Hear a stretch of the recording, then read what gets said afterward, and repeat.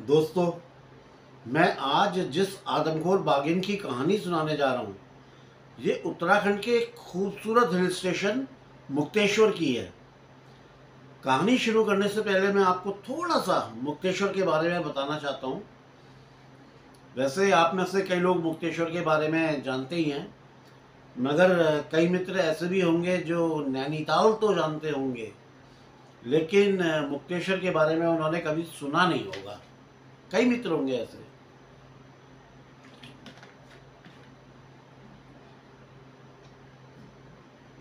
दोस्तों, मुक्तेश्वर नैनीताल के उत्तर में करीब 18 मील दूर है। मील बोल रहा हूँ, किलोमीटर नहीं। हाँ, और ये पहाड़ी करीब 8,000 फीट ऊंची और 12 से 15 फीट लंबी है, जो पूर्व से लेकर पश्चिम तक फैली हुई है। इस पहाड़ी का जो पश्चिमी सिरा है वो एक खड़ी चढ़ाई वाला है, और इस सिरे के नज़दीक मुक्तेश्वर पशु अनुसंधान केंद्र भी है। इस अनुसंधान केंद्र में जो मवेशी होते हैं उनके रोगों के उपचार के लिए इंजेक्शन और टीके वगैरह वहाँ पे बनाए जाते हैं। बड़ी फेमस जगह है वो। प्रयोगशाला और इसके कर्मचारियों के जो घर हैं वो भी पहाड़ के उत्तर की ओर हैं, और वहाँ से हिमालय की जो बर्फ़ से ढकी हुई चोटियाँ हैं उनका बहुत ही खूबसूरत नज़ारा देखने के लिए मिलता है। कमाल का व्यू वहाँ से मिलता है। दोस्तों, ये कहना कोई अतिशयोक्ति नहीं है कि मुक्तेश्वर उत्तराखंड के सबसे खूबसूरत हिल स्टेशनों में से एक है।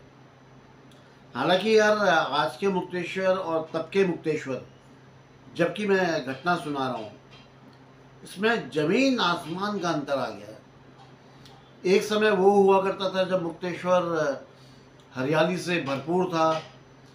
खूब पेड़ और पौधे हुआ करते थे, फलों के बगीचे हुआ करते थे, अंबार रहता था फलों का।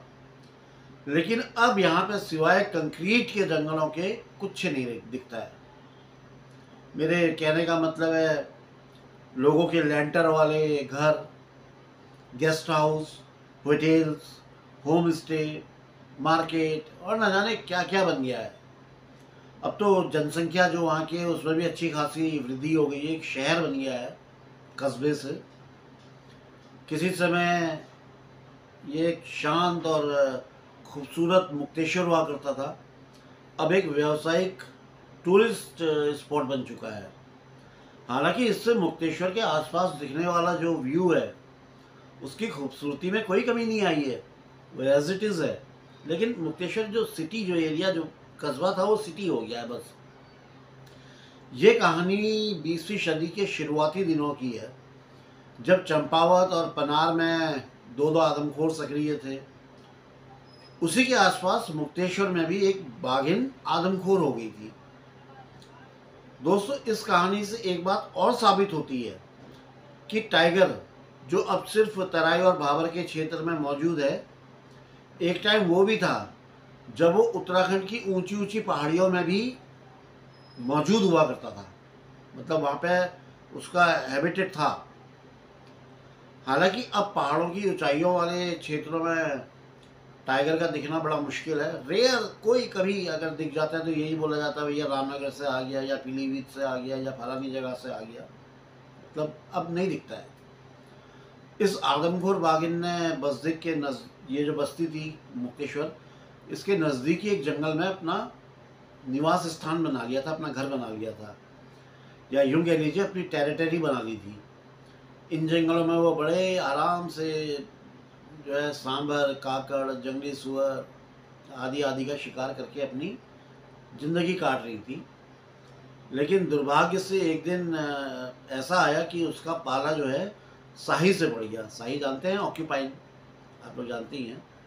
इस मुकाबले में शाही का एक कांटा उसकी आँख में लग गया, जिससे उसकी एक आँख फूट गई, और करीब 50 कांटे, जिनकी लंबाई 8 से 9 इंच के करीब थी, उसकी दाहिनी टांग और पैरों के पंजों के नीचे से घुस गए थे।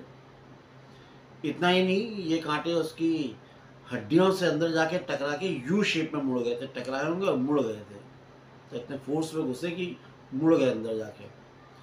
वैसे तो साई के कांटे पीछे की ओर मुड़े हुए होते हैं, जो किसी चीज़ के अंदर या शरीर के अंदर तो बहुत आसानी से घुस जाते हैं, लेकिन जब निकालते हैं तो क्योंकि उल्टे होते हैं तो वो क्या करते हैं, अंदर से सारा मांस नोचते हुए बाहर को निकलते हैं, बड़ा दर्द के साथ, बहुत तकलीफ होती है। ऐसा ही बाघिन के साथ भी हो रहा था। वो अपने दांतों से कांटों को निकालने की कोशिश कर रही थी। जहाँ जहाँ से वो कांटे अपने निकाल पाई थी वहाँ वहाँ पर घाव बन गए थे, और अब वो घाव में इन्फेक्शन होने के कारण उनसे मवाद वगैरह निकलने लगा था। बेचारी उसकी बाघिन की हालत बहुत ख़राब थी। एक तो उसकी आँख चली गई थी, दूसरा शरीर में 50 से ज़्यादा कांटे घुसे हुए थे। वो बहुत कष्ट में थी और एक घनी झाड़ी के झुरमुट में लेटी हुई थी। और यार भूख से मरते हुए, भूख से क्या कर, शिकार ही नहीं कर पा रही थी, तो मरते हुए अपने घावों को चाट रही थी एक जगह में बैठी हुई। तभी एक महिला अपने मवेशियों के लिए घास इकट्ठा करने के लिए इस जगह पर आ गई। अब वो घास काटने लगी और उस महिला को ये पता नहीं था कि यहाँ पर एक बाघिन लेटी हुई है। वो तो अपनी धुन में जो है अपना घास काटने में लगी हुई थी, और घास काटते काटते काटते वो एकदम बाघिन के मुंह के सामने चले गई, एकदम सामने चली गई। और जैसे ही वो बाघिन के नज़दीक पहुंची, बाघिन घबरा गई और उससे घबरा कर अपना एक पंजा जोर से चलाया और उस महिला के सर पे दे मारा। उसका बेचारी का सर जो है 2 हिस्सों में फट गया और जो भेजा होता है वो बाहर निकल आया। और ये सब होने से महिला की मौत हो गई, तुरंत उसी टाइम मौत हो गई, उसी क्षण। रात घेर आई थी लेकिन महिला घर वापस नहीं लौटी, तो अब इधर घर वालों को भी चिंता होने लगी, यार कहाँ रह गई। क्योंकि रात ज़्यादा हो गई थी और उन दिनों टॉर्च वगैरह तो होते नहीं थे, तो उसे ढूंढने के लिए लोग जंगल में अंदर तक नहीं जा पाए। आसपास जितना देख सकते थे देखा, वो नहीं मिली। अब जब दूसरे दिन उस महिला को ढूंढने के लिए निकला गया तो वो मरी हुई महिला इनको मिली। उसके एक हाथ में दराती थी और दूसरे हाथ में घास का वो गुच्छा था जिसे वो काटने वाली थी, और वो वैसे के वैसे उसके हाथों में थे। तो अब आप और हम समझ सकते हैं कि बाघिन ने कितनी फुर्ती और कितना ताकतवर, कितना बलशाली वार किया होगा कि महिला की तुरंत मौत हो गई। उसको इतना मौका भी नहीं मिला कि वो घास को छोड़ सके या वो उसको फेंक सके या वार कर सके, मौका ही नहीं मिला। बाघिन उस महिला को वहीं छोड़कर जहाँ पे वो गिरी थी वहाँ से लंगड़ाते हुए अपना करीब 1 मील से भी ज़्यादा दूर तक वो भाग गई। और फिर वहाँ पे एक गिरे हुए पेड़ में, जिसमें एक कहीं पे एक खोखली सी जगह बनी हुई थी, उस पर रहने लगी। वो उसने अपना अड्डा बना लिया। इस घटना के 2 दिन के बाद एक आदमी इसी गिरे हुए पेड़ से अपने घर के लिए लकड़ी काटने के लिए आया। उस आदमी ने अपना कोट वगैरह उतारा और एक बगल वाले पेड़ में टांग दिया। फिर उसके बाद कुल्हाड़ी उठाकर गिरे हुए पेड़ पर प्रहार, मतलब उस पर वार करने ही वाला था काटने के लिए, तो बाघिन ने उस पर हमला बोल दिया। बाघिन को शायद ये लगा कि ये आदमी उसे नुकसान पहुंचाने आ रहा है, तो अपने बचाव में उसने उस आदमी पर हमला कर दिया। अब हमला होने के बाद वो आदमी जो है उस पेड़ के ऊपर गिरा, जो गिरा हुआ पेड़ था, और उस गिरे हुए पेड़ के तने में आदमी के शरीर का आधा हिस्सा उस तरफ और आधा इस तरफ हो गया। और बाघिन ने उसका पेट और उसकी जो पीठ थी उसको पूरी तरह से अपने नाखूनों से चीर डाला था, जिनसे खून बह रहा था। बाघिन उस मरे हुए आदमी के पास ही बैठ गई और वो बहता हुआ जो खून था उसको देखने लगी। अब ये बेचारी ने तो कई दिनों से शिकार नहीं किया था, भूखी थी, और बहते हुए खून कर देखकर उसे कुछ ऐसा लगा कि शायद यार ये कोई खाने लायक चीज़ कुछ ये हो सकती है। तो उसने पहले थोड़ा सा खून को चखा और उसके बाद फिर आदमी का थोड़ा सा मांस उसने काटा और फिर च्युइंग किया, खाने की कोई, खैर चबाता तो है नहीं, सीधे निकलता है, खा लिया, उसे अच्छा लगा। अब उसे समझ में आ गया कि ये जो 2 पाँव में चलने वाला जीव है ये भी खाने लायक है। फिर उसने 1 दिन बाद जानबूझकर एक आदमी को अपना शिकार बनाया, टेस्ट कर रही थी। इस तीसरे आदमी को मारते टाइम भी उसे किसी तरह की कोई रुकावट या विरोध का सामना नहीं करना पड़ा। तो बाघिन के समझ में आ गया दोस्तों कि ये सबसे अच्छा शिकार है जो आसानी से उपलब्ध है। इसके लिए किसी तरह की कोई मेहनत नहीं करनी पड़ती है और ये किसी तरह का कोई विरोध नहीं करता है। इसके सामने जाओ ये डर जाता है, सरेंडर कर देता है, मार दो उसको। हालांकि पहले 2 शिकार उसने अनजाने में अपनी सेफ्टी के लिए, अपनी सुरक्षा के लिए किए थे, और मेरे ख्याल से उसे तो शायद तब ये पता भी नहीं होगा कि ये 2 पाँव में चलने वाला जीव मांस का है और इसे खाया भी जा सकता है। अब ये तीसरे को मारने के बाद तो ये बाघिन अब पूरी तरह से आदमखोर बन गई, 100% आदमखोर। जिम कॉर्बेट साहब ने इस आदमखोर बाघिन के बारे में सुन तो लिया था, जब इसने मनुष्यों को मारना शुरू किया था तभी जिम कॉर्बेट साहब को पता चल गया था। लेकिन उन दिनों मुक्तेश्वर में कई शिकारी थे जो इस आदमखोर बाघिन को मारने के फिराक में थे, तैयारी में लगे हुए थे कि उनको मौका मिल जाए तो वो शूट कर दें। और ये बाघिन तो उन्हीं शिकारियों की दहलीज में एक्टिव थी, इसलिए जिम कॉर्बेट साहब को ये ठीक नहीं लगा कि वो उन शिकारियों में क्षेत्र में जाएं और वहाँ जाकर बाघिन का शिकार करें। तो छोड़ रहने दो, छोड़ दिया उनके ऊपर। अब दोस्तों, जब बाघिन द्वारा मारे गए व्यक्तियों की संख्या 24 हो गई और मुक्तेश्वर बस्ती और उसके पड़ोस के गांव में रहने वाले लोगों का जीवन बिल्कुल खतरे में पड़ गया। अच्छा दोस्तों, मैंने यहाँ पे एक शब्द बोला, मुक्तेश्वर बस्ती, ध्यान दिया आपने? और ये इसलिए बोला क्योंकि जिस समय की घटना का मैं वर्णन कर रहा हूँ उस समय मुक्तेश्वर एक छोटी सी बस्ती ही हुआ करती थी, और इसे मुक्तेश्वर नहीं कहते थे, मुक्तेसर कहते थे। मेरे ख्याल से जो ब्रिटिश थे, जो अंग्रेज थे, वो मुक्तेश्वर शब्द का उच्चारण नहीं कर पाते होंगे, तो उसे मुक्तेसर कहते थे। इधर इस बाघिन के आतंक के कारण जो पशु अनुसंधान केंद्र था, वहाँ पे जो काम हो रहा था उसकी रफ्तार भी बहुत कम हो गई, क्योंकि जो कर्मचारी थे वो आने जाने में डरते थे कि न जाने कब कहाँ किस समय बाघिन उन पर आक्रमण कर दे और उन्हें निपटा दे। यार डर तो होता ही है ना यार, खौफ तो बैठ ही जाता है जब पता है कि हमारे एरिया में मैनीटर है। तो वहाँ के केंद्र प्रभारी जो पशुधन अधिकारी ने सरकार से अनुरोध किया कि वो जिम कॉर्बेट साहब को इस बाघिन का शिकार करने के लिए मुक्तेश्वर भेजें, तुरंत भेजें, नहीं तो यहाँ का काम जो है बहुत ज़्यादा प्रभावित हो रहा है। हालांकि ये शिकार करना जिम कॉर्बेट साहब के लिए भी कोई आसान काम नहीं था, क्योंकि इसके 2 कारण थे। पहला कारण तो ये था कि नरभक्षी बाघ और तेंदुओं को से संबंधित, आदमखोर से संबंधित जो भी बाघ या तेंदुए जो थे, इनका शिकार करने का जो अनुभव था ये इनके पास बहुत कम था। कम क्या था, इससे पहले 2 ही आदमखोर तो मारे थे, एक चंपावत की आदमखोर बाघिन और दूसरा पनार का आदमखोर गुलदार, जिसकी कहानी मैंने पहले सुनाई। और दूसरा कारण ये था कि इस मुक्तेश्वर क्षेत्र के बारे में इन्हें कुछ भी जानकारी नहीं थी, ये कुछ जानते ही नहीं थे वहाँ के बारे में, वहाँ का फॉरेस्ट कैसा है क्या है, कुछ नॉलेज नहीं थी। और इन्हें बिल्कुल भी आइडिया नहीं था कि उस मैन ईटर को कैसे और कहाँ कैसे ढूंढा जाएगा। खैर, ये अपने नौकर और अपने 2 आदमी जो इनका बिस्तरबंद और सूटकेस लिए हुए थे, उनको साथ लेकर दोपहर में नैनीताल से निकल गए और करीब 10 मील पैदल चल के ये रामगढ़ के फॉरेस्ट डाक बंगलों में जा पहुँचे। रामगढ़ एक जगह पड़ती है रास्ते में, तो वहाँ पे फॉरेस्ट का डाक बंगला था, ये वहाँ पहुँचे। जिम कॉर्बेट साहब ने वहाँ पर एक रात बिताई। डाक बंगले का जो चौकीदार था, चौकीदार क्या था, वही प्रबंधक था, वही कुक था, सारे काम वही करता था, खाना बनाना, बर्तन धोना, बिस्तर लगाना, बिस्तर ठीक करना, कमरों की साफ़ सफाई वगैरह वगैरह जो सब कुछ होता है, केयर टेकर, वो सब वही था।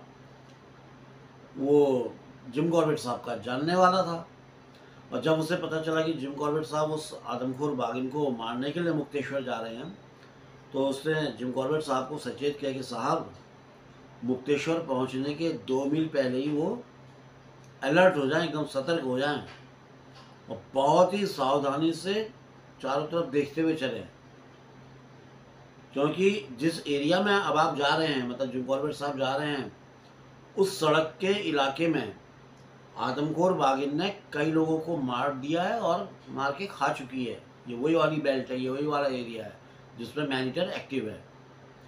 दूसरे दिन सुबह होने से पहले ही जिम कॉर्बेट साहब ने अपने आदमियों को सामान बांधने के लिए बोला और कहा कि उन लोग जिम कॉर्बेट साहब के पीछे पीछे आ जाएं, और ख़ुद जिम कॉर्बेट साहब अपनी 500 बोर की जो एक्सप्रेस राइफल थी उसे लेकर गेस्ट हाउस से निकल गए।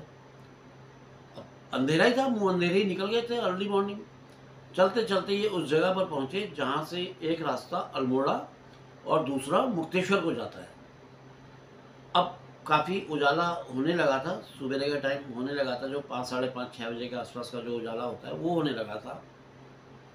अब इस जगह से आगे बहुत सावधान और सतर्क होकर चलना था, क्योंकि अब ये आदमखोर की टेरिटरी में इंटर कर गए थे, आ गए थे। यहाँ से तीखी खड़ी चढ़ाई वाला पहाड़ था, जिसके पीछे की रोड बहुत घुमावदार थी, मतलब कई आड़ी तिरछी मोड़ वाली रोड जो होती है जैसे अमूमन पहाड़ों में होती है उस तरह की थी, चढ़ाई चढ़ते हुए ऐसे ऐसे ऐसे, और फिर कुछ दूरी तक रोड सीधी सपाट हो जाती थी। इस जगह पर नारंगी रंग के लिली के फूल बहुतायत में थे, बहुत ज़्यादा मात्रा में उगते हैं।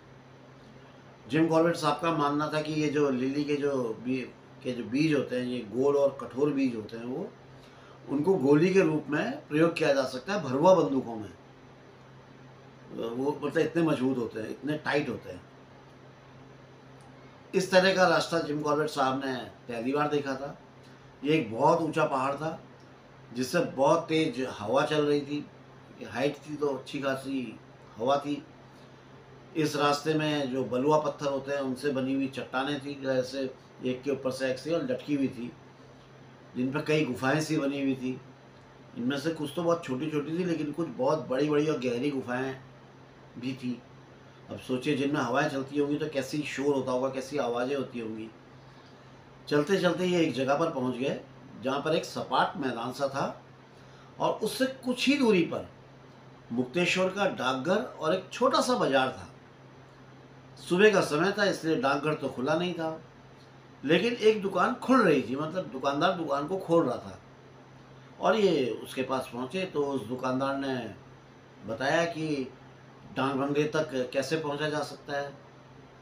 डाक बंगला जो पहाड़ के उत्तर दिशा की तरफ और करीब आधा मील की दूरी पे था, उसने रास्ता बता दिया कि ऐसे ऐसे आप वहाँ जाइए। असल में दोस्तों मुक्तेश्वर में 2 डाक बंगले थे। एक तो सरकारी अधिकारियों के लिए जो था वो रिजर्व रहता था, जबकि दूसरा आम पब्लिक के लिए था। जिम कॉर्बेट साहब को इस बारे में पता नहीं था कि वहाँ पे 2 डाक बंगले हैं, और दुकानदार ने भी उनके सिर के हैट और उनकी यूनिफॉर्म, उनकी ड्रेस को देख करके उन्हें कोई सरकारी ऑफिसर समझ लिया था, और उन्हें जो है उस गेस्ट हाउस का रास्ता बता दिया जो मतलब ये सरकारी अधिकारियों के लिए जो रिजर्व रहता था।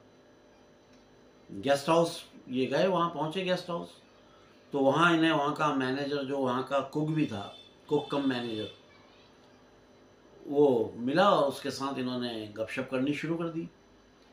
अब ये दोनों ही लोग जो है ये 2-2 गेस्ट हाउस होने के ऊपर बड़ी चर्चा कर रहे थे, और ये जो लाल फीता शाही हावी थी लोगों पे, इससे बड़े गुस्से में हो रहे थे, दुखी हो रहे थे। फिर उस मैनेजर ने जो था वो अपना नाश्ता वगैरह का इंतज़ाम करने में लग गया। जिम कॉर्बेट साहब गेस्ट हाउस के बरामदे में बैठकर नाश्ते का इंतज़ार करने लगे, और साथ ही सामने से जो बर्फ़ से ढकी हुई हिमालय की चोटियाँ थी उनको निहार रहे थे। तभी इनकी नज़र जो है सड़क पर पड़ी, जिसमें 12 यूरोपियन सैनिकों की एक टोली गुजर रही थी। उन सभी के हाथों में सर्विस राइफलें थी, और उसके बाद एक सार्जेंट और 2 आदमी और आए उनके पीछे से, जो टारगेट और झंडे लेकर जा रहे थे। जिम कॉर्बेट साहब ने उस सार्जेंट को आवाज़ दी और अपने पास बुलाया। वो आया, वो इंसान बड़ा मिलनसार और अच्छा इंसान था। उसने जिम कॉर्बेट साहब को बताया कि जो टोली अभी अभी आगे गई है वो फायरिंग रेंज की तरफ जा रही है, और साथ ही ये भी बताया कि वो नरबख्शी जो ये मैनेजर है उसके डर से साथ साथ ही रहकर बहुत सावधानी से और सतर्कता से जा रहे हैं। सबकी गन लोड है, अगर कहीं पर दिख जाए तो फायर करके उसे मार सकते हैं, उनको ऑर्डर है। सार्जेंट से इन्हें पता चला कि केंद्र के प्रभारी अधिकारी को एक दिन पहले ही सरकार से एक तार मिला था, जिसमें उसको सूचना दी गई थी कि जिम कॉर्बेट साहब मुक्तेश्वर के लिए निकल गए हैं। सार्जेंट ने उन्हें आदमखोर से संबंधित बहुत सारी बातें बताई कि कैसे लोगों को मार दिया है, कैसे बस्ती के निवासियों की ज़िंदगी बहुत ज़्यादा कठिन हो गई है। कोई भी व्यक्ति दिन के उजाले में भी अकेले इधर उधर जाने की सोचता तक नहीं है, जाना तो दूर की बात है, सोचता तक नहीं है। और गोधूली के बाद तो हर व्यक्ति अपने घर के दरवाजे को बंद कर देता है और घर के अंदर पैक हो जाता है। हालांकि आदमखोर को मारने की कोशिशें बहुत की गई थी, लेकिन वो उस शिकार के पास कभी दोबारा नहीं लौटता था जहाँ पे शिकारी बैठे होते थे। मान लीजिए कहीं पर उसने शिकार किया, इधर उधर हो गया और वो शिकार के ऊपर शिकारी बैठ गए, लेकिन ये लौट के नहीं आता था। इसके बाद सार्जेंट ये सब बातें करके सार्जेंट अपनी टोली के साथ आगे बढ़ गया और जिम कॉर्बेट साहब का ब्रेकफास्ट भी लग गया था। ब्रेकफास्ट करने के बाद जिम कॉर्बेट साहब ने गेस्ट हाउस के मैनेजर को समझाया कि अभी पीछे से उनके आदमी इनका सामान लेकर आएंगे, तो मैनेजर उन लोगों को बता दे कि जिम कॉर्बेट साहब आदमखोर की खोज खबर लेने के लिए गए हुए हैं और वो खुद नहीं जानते हैं कि वो कब तक वापस लौटेंगे। मैनेजर से ये सब बोलने के बाद जिम कॉर्बेट साहब ने अपनी जो 500 बोर की एक्सप्रेस राइफल थी वो उठाई और फिर सबसे पहले वो डाकघर की तरफ चल पड़े। पहले तो डाकघर से उन्होंने अपनी माँ को टेलीग्राम किया कि माँ, मैं मुक्तेसर सही सलामत पहुँच गया हूँ, जो भी उन्होंने तार किया। डाकघर और बाजार के सामने एक समतल ढलुआ मैदान सा था जो पहाड़ से नीचे की तरफ काफ़ी दूर तक जाता था। इसमें घनी झाड़ियाँ थी, झाड़ झंकार जिनको बोलते हैं, और इधर उधर कुछ पेड़ थे जो छितरे हुए थे, मतलब कोई इधर एक इधर एक, मतलब छितरे हुए थे। इस पहाड़ के किनारे से खड़े होकर जिम कॉर्बेट साहब नीचे घाटी की तरफ देख रहे थे और जिस घाटी के सामने ऊपर घने जंगल थे जो रामगढ़ के पहाड़ थे, ये सारे नज़ारे देख ही रहे थे कि तभी पोस्ट मास्टर और कुछ दुकानदार इनके आसपास आकर खड़े हो गए। पोस्ट मास्टर को भी एक दिन पहले सरकारी टेलीग्राम प्राप्त हुआ था कि जिसमें उसे जिम कॉर्बेट साहब के आने की सूचना दी गई थी, और अभी जो तार जिम कॉर्बेट साहब ने अपनी माँ को किया था उसे पढ़कर पोस्ट मास्टर समझ गया था कि ये वही साहब हैं जिनके विषय में पिछले दिन उसे तार मिला था। इसलिए ये सभी लोग जिम कॉर्बेट साहब की मदद करने के लिए उनके पास आ गए। अब बताइए ना कि यार चलो यार, अब हमसे को जितनी नॉलेज है वो सब दे दी जाए, इनको बता दिया जाए। लोग खुश हो गए थे इनको देख करके, और जिम कॉर्बेट साहब भी इन लोग से को देख के बहुत खुश हो गए थे, क्योंकि किसी भी तरह की कोई जानकारी प्राप्त करने के लिए स्थानीय लोग सबसे सही मतलब सूचना देने वाले होते हैं। क्योंकि जहाँ भी दो आदमी जमा हो जाते होंगे वहाँ पर जरूर इस आदमखोर बाघिन के विषय में चर्चा करते होंगे। इसके साथ ही वो लोग उन सूचनाओं की जानकारी जिम कॉर्बेट साहब को भी दे सकते थे, जो इनके लिए बहुत उपयोगी साबित होती जिम कॉर्बेट साहब के लिए। भारत के जो ग्रामीण क्षेत्र हैं या छोटे मोटे जो कस्बे हैं, इनमें डाकघर या बनिए की दुकान या कोई चाय का खोमचा ये उतना ही मायने रखते हैं जितना कि बड़े बड़े शहरों में बार और क्लब वगैरह। किसी भी अप्रत्याशित खबर की जानकारी सबसे पहले बनिए की दुकान, डाकघर या चाय वाले के यहाँ ही पहुँचती है, क्योंकि जहाँ पर घटना घटी हो वहाँ का कोई ना कोई व्यक्ति इन जगहों पे आता ही आता है यार। बनिए की दुकान में आएगा या किसी काम से पोस्ट ऑफिस में आएगा, डाकघर में आएगा, या आएगा तो चाय वाले के यहाँ आएगा, बैठेगा और बातों बातों में सिलसिला चालू होता है।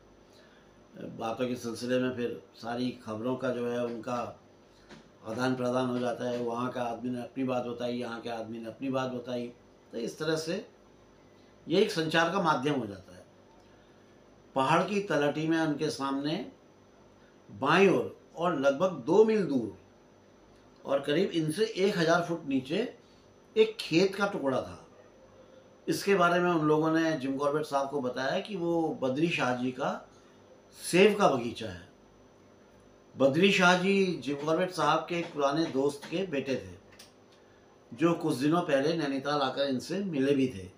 बद्री साहब जो है नैनीताल जाके इनसे मिले भी थे। और उन्होंने जिम कॉर्बेट साहब को निमंत्रण दिया था कि वो मुक्तेश्वर आएँ और उनके अतिथि गृह में रुकें, और साथ ही रिक्वेस्ट भी करी कि वो इस नरबख्शी जो यहाँ पे मैनीटर हो रहा है इसे मारें, क्योंकि इसने तो बड़ा जीना मुहाल कर दिया है। और उसने देखते से बोला कि उस बाघिन को मारने के लिए जिम कॉर्बेट साहब की सहायता की ज़रूरत है, तो वो ज़रूर आए, और जिम कॉर्बेट साहब को जो मदद की ज़रूरत पड़ेगी वो अपनी तरफ से पूरी करेगा। लेकिन उस समय जिम कॉर्बेट साहब ने उससे मना कर दिया था, उससे के निमंत्रण को अस्वीकार कर दिया था, क्योंकि उस समय मुक्तेश्वर के, मैंने बताया ना, स्थानीय शिकारी खुद नरबख्शी बाघिन को मारने की कोशिश कर रहे थे, तो इन्होंने जाना ठीक नहीं समझा था। लेकिन अब दूसरी बात थी, अब तो ये सरकारी आदेश पर आए थे, तो उन्होंने डिसाइड किया कि ये बद्री शाह जी से मिलेंगे और जो भी आवश्यक सहायता की ज़रूरत होगी वो बद्री शाह जी से ले लेंगे, उनसे मांग लेंगे। अब तक पोस्टमास्टर भी इनको बता चुका था कि बाघिन ने जो अंतिम इंसान की जो हत्या करी थी, अंतिम मानव हत्या जो करी थी, वो बद्री शाह जी के बगीचे के नीचे की घाटी में की थी। मतलब उनका जो सेब का जो बगीचा था उसी के नीचे की वैली में मारा था। जिम कॉर्बेट साहब ने अपने चारों ओर खड़े हुए आदमियों को धन्यवाद बोला और कहा कि दोस्तों, अब आदमखोर बाघिन के विषय में जो भी सूचना आएगी उसके लिए मैं, मतलब जिम कॉर्बेट साहब, आप लोगों पर ही निर्भर रहेंगे, क्योंकि आप लोग जो बताएंगे मैं उसी से मुझे जानकारी मिलेगी। फिर वो वहाँ से धारी की तरफ जाने वाली सड़क की तरफ चल पड़े। दिन अभी शुरू ही हुआ था, सुबह का ही टाइम था, और बद्री शाह जी से मिलने के लिए इनके पास बहुत टाइम था। तो उन्होंने ये डिसाइड किया कि पहले पहाड़ के पूर्व की ओर बसे कुछ गांव आदि में घूम लें और आदमखोर के विषय में जितनी और ज़्यादा जानकारी हो वो निकालें, लोगों से पता करें, एकत्र कर लें। जितना ज़्यादा लोगों से मिलेंगे उतना ज़्यादा पता चलेगा। दोस्तों, सड़क के किनारे कोई जो माइल स्टोन होता है वो तो था नहीं, जिससे ये पता चलता कि ये कितना मील चल चुके हैं। लेकिन इन्होंने अपना आइडिया लगाया कि ये करीब 6 मील चल चुके हैं, और इस 6 मील की यात्रा में इन्होंने 2 गांव पूरी तरह से घूम लिए हैं, अच्छी तरह से समझ लिए हैं, 2 गांव ये घूम चुके हैं। फिर ये वापस मुक्तेश्वर की तरफ लौट पड़े। ये करीब आधा रास्ता ही वापस आए थे कि इन्होंने देखा कि एक छोटी सी करीब 8 साल की बच्ची एक बैल को मुक्तेश्वर की तरफ ले जाना चाह रही है, लेकिन बैल जो है ताकत लगा के खींच रहा है और उसकी उल्टी दिशा में बच्ची को खींचे ले जा रहा है। अब जिम कॉर्बेट साहब ने उस बच्ची की मदद करने के लिए उस बैल के पीछे से जाकर उसे हाँकना शुरू कर दिया। कहते हैं हाँकना, चल चल चल, हाँकते ना, तो हाँकना शुरू कर दिया। अब वो बच्ची जो है बैल के गले में पड़ी हुई रस्सी को पकड़कर आगे आगे चलने लगी और पीछे से जिम कॉर्बेट साहब उसे हाँकने लगे। चलने के बाद जिम कॉर्बेट साहब ने उस बच्ची से पूछा कि कहीं हम कलुआ को चोरी करके तो नहीं ले जा रहे हैं। कलुआ बैल का नाम था, जिसे जिम कॉर्बेट साहब ने उस बच्ची के मुंह से सुन लिया था। जब बच्ची कह रही होगी चल कलुआ इधर आ इधर आ, कुछ कर रही होगी, तो उन्होंने सुन लिया था नाम। क्या चोरी करके तो नहीं ले जा रहे हैं? तो ऐसा सुनकर बच्ची तुरंत पलटी और अपनी भूरी भूरी आंखों से जिम कॉर्बेट साहब की तरफ देखकर बोली, नहीं, चोरी का नहीं है। तो जिम कॉर्बेट साहब ने तुरंत जो है दूसरा सवाल किया, तो ये किसका बैल है? तो उस बच्ची ने उत्तर दिया कि ये उसके पिताजी का बैल है, उसके पिताजी का बैल है।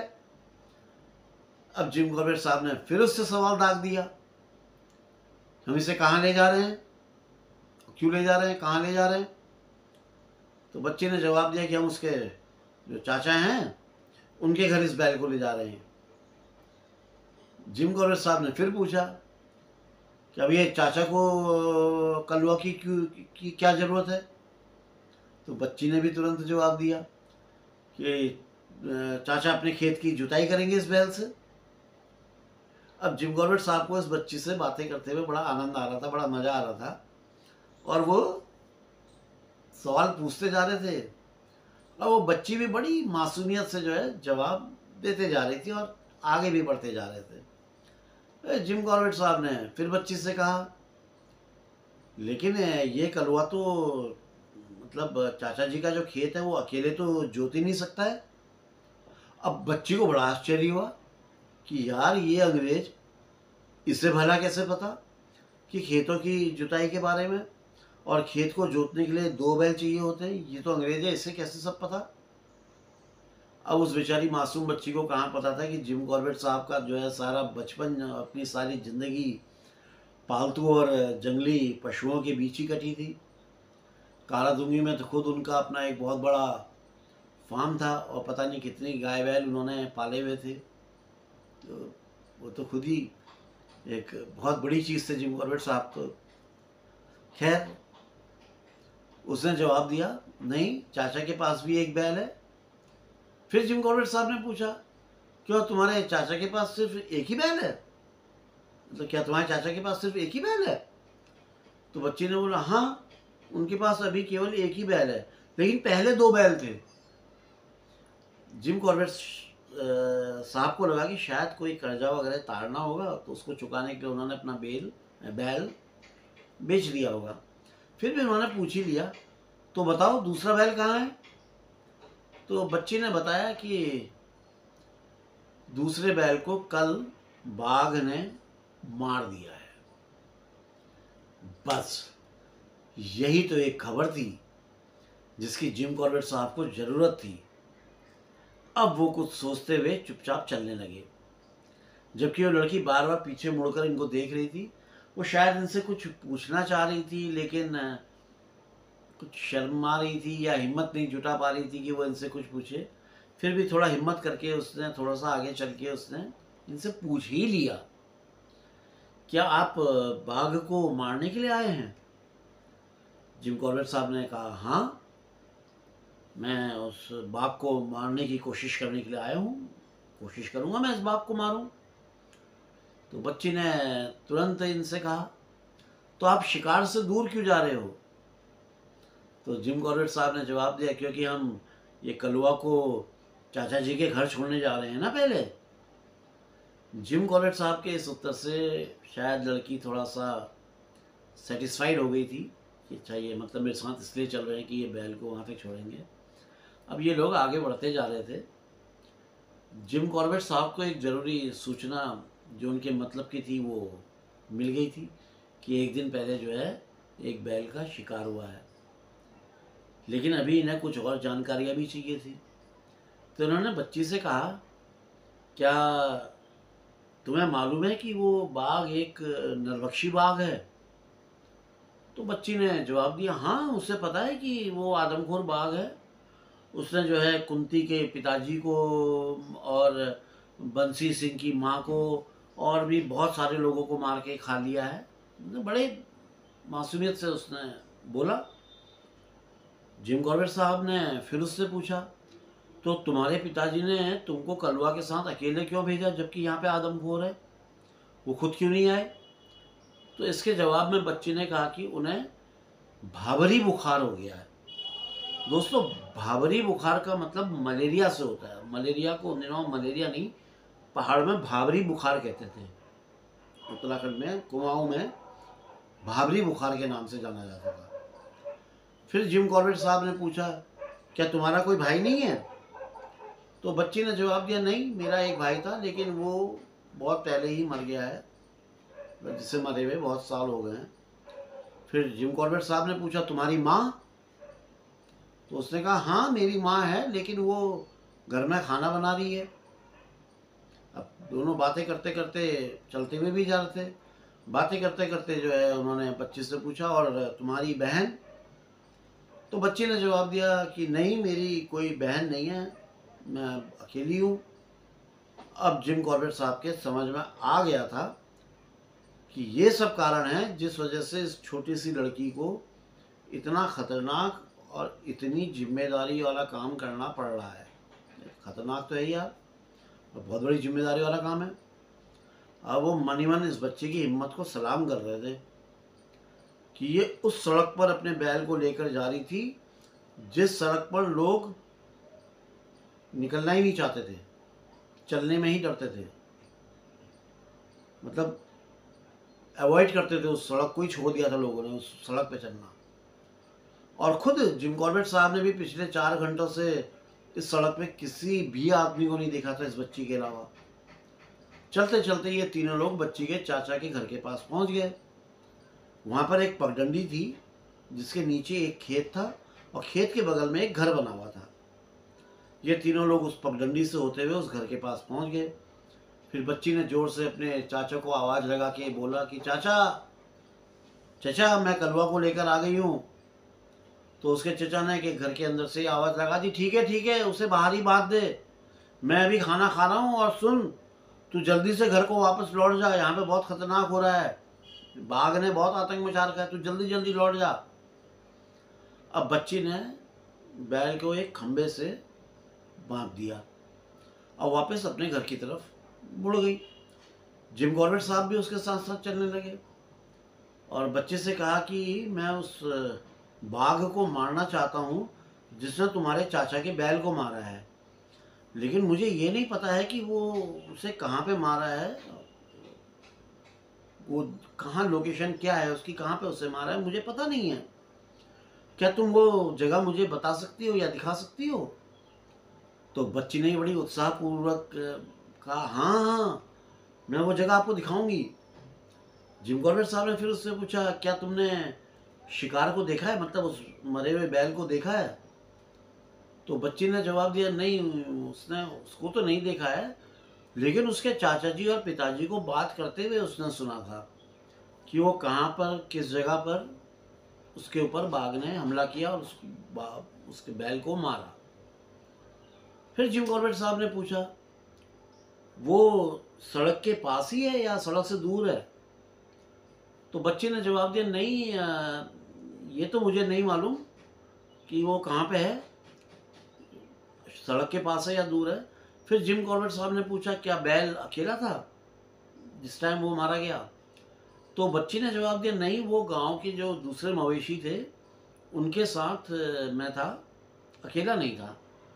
जिम कॉर्बेट साहब ने फिर पूछा, अच्छा वो क्या सुबह के समय मारा गया या शाम को?